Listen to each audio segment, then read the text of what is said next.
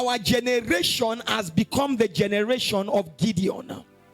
Our generation have become a generation of those that have heard a lot of the wonders of God, that have heard a lot of the greatness of God. Our generation have become a generation that all we have heard is totally different from what we are seeing. That our experience, our realities is different from what we are promised in this Christianity. If we will not lie to ourselves, Christianity has started becoming frustrating. If we will not lie to ourselves and not play churchy, coming to church has started becoming frustrating because people keep going to church week in and week out and nothing really is speaking in their life. People claim to be Christians, claim to be born again, claim to be following this God, and nothing really is happening because the experience, the stories, the tales that they are being told in the Bible is not their real manifestations in their life. They said, come and test that this God is good. But I am coming to church and I'm still having empty pots at home. I'm coming to church and my neighbor that is hanging out in joint and carrying babes and carrying guys is doing better than me. I'm serving God, so to say, and things are not moving in my life. We have become like the Gideon generation. But what we didn't know, when Gideon faced the angel and said, where is that God that our fathers talked about? We have heard great things about him, but we are not seeing it. And the Gideon and the angel said, Gideon, your fathers lied to you. They told you one true, one liar. They told you the greatness of this God, but they did not tell you how to enter into that greatness. Your fathers lied to you. They told you how wonderful this God is. They told you the miracles that this God has done. They told you the miracles that this God can do. They told you the greatness that can come out of your life as a child of this God. But they did not tell you in truth what you need to do, because Gideon's father was the chief priest of Baal. How can you be telling your son that you are a servant of Jesus Christ and you have a statue of Shango in your house that you are putting oil every morning? Is somebody picturing it now?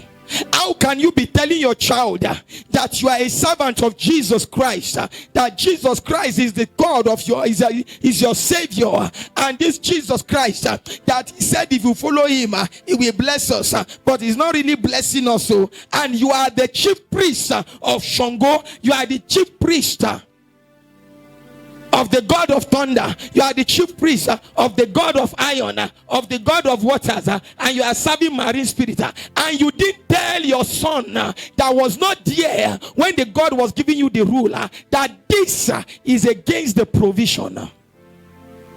So God says that you come and tell those that are ready to hear like Gideon, because when Gideon came to a proper experience, an encounter, a realization of what he needs to do to enter into the provision, he was willing to do it, and he manifested in his life. God said I should speak to each and every one of us. For anyone under the sound of my voice that might have joined the Gideon generation that has been complaining that this church going is getting tiring, that this Christianity is getting boring, that this whole Bible thing is looking like a fraud. God said I should tell you that there is a thing, there are procedures that you need to do in order to enter into the provisions that God has made available. And those are the things we have come to do tonight. God says there are things that you must leave in order to enter into that provision, to have success like a David, to have wealth like a Solomon. That there are things that you need to leave.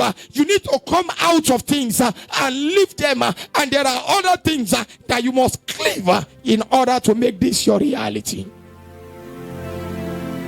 So what are the things that I must leave, and the things I must cleave, embrace in order to make this my reality? Let no one lie to you.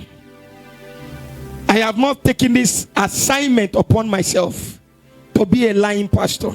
I have not taken this assignment upon myself to be a pastor to itch ears, to tell you what you want to hear. No, I have taken this upon myself to be an instrument, an extension of the hand of God, to be a transformational agent in your life, to take you from where you are to where you are supposed to be. Only